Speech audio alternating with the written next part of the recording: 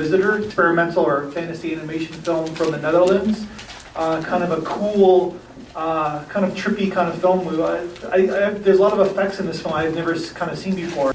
I thought it was so weird. I didn't really know what was happening or what to make of it, but I definitely loved it. I loved watching it, and I thought that I couldn't tell at first, is it animation, is it not, how are they even doing this? I love the music. I enjoyed watching it. I'm just not 100% sure why. I don't know if anyone joins me in that. Interpretation films, I think it's like, if you read the synopsis, I guess it's basically about a guy who can walk through walls, and he's upset about that.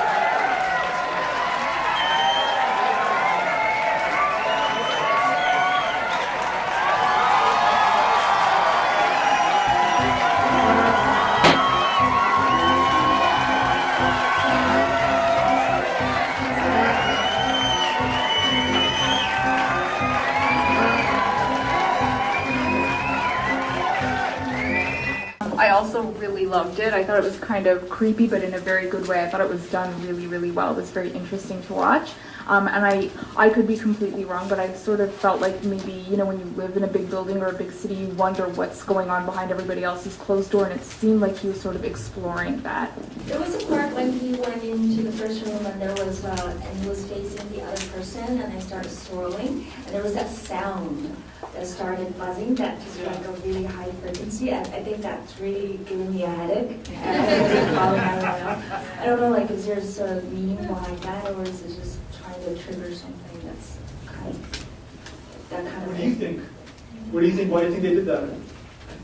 Probably just trying to get across this uncomfortable feeling that he's feeling. I don't know. I think that's my feeling. Yeah, that's generally probably like the high tone kind of aspect of it. Well, it has a dreamlike quality to it, like some weird dream that you would have, and you wake up and say, "What the hell was that?" Because you don't know what happened. It is visually very interesting. I would love to know how that was done.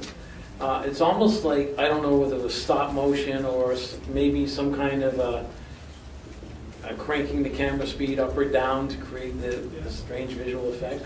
I also hated that sound that I actually covered my ears when that one unpleasant sound was happening. But overall, I liked the film. Still on the sound, I thought it was odd that sound was playing while he seemed to be connecting with that girl. Exactly. I didn't understand why that choice was made. Well, it was a moment that was of some significance, whereas the rest of the film had a pretty, it was jazz, it was nice, it was very acceptable. It's something that you perhaps would appreciate, or something you could like but not pay particular attention to, whereas this moment was one that your attention should be focused on, because it was probably the only significant moment that, from my perspective, was in the whole film.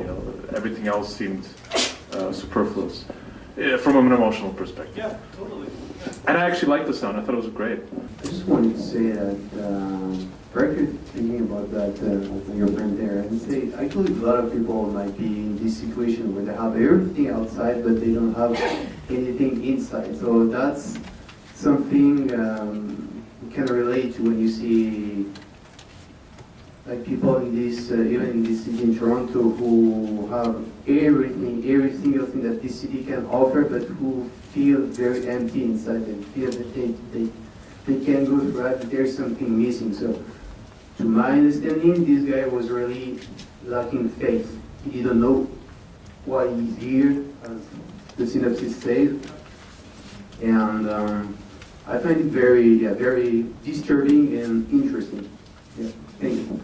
Cool. Yeah, it's like, I guess what you're saying is that we all, like, when you have a lot of like stuff or wealth or whatever, it's like your greatest strength is your greatest weakness, meaning that if you have gifts, it's also your weakness as well, because you have those gifts and you have to deal with that. That's probably what he's trying to, that's what, in the end, is he basically falls off the cliff, I guess, right? In so many words. I think it seems to me like the type of show I wouldn't want to see any description whatsoever, because it seems to, it's fairly obvious when it begins that he's sitting contemplating at this desk and whatnot, and then it's left for interpretation. I like that, but here it kind of seems in doubt with himself and thinking about his existence. Yeah, maybe. I wouldn't want to see this, basically. I think it would be better to me if I didn't see it. Interesting films where it's like, you know, if you read the synopsis, he's trying to tell us a story, but I didn't, like, it's up to the eyes of the beholder. It's almost like you don't even want a synopsis.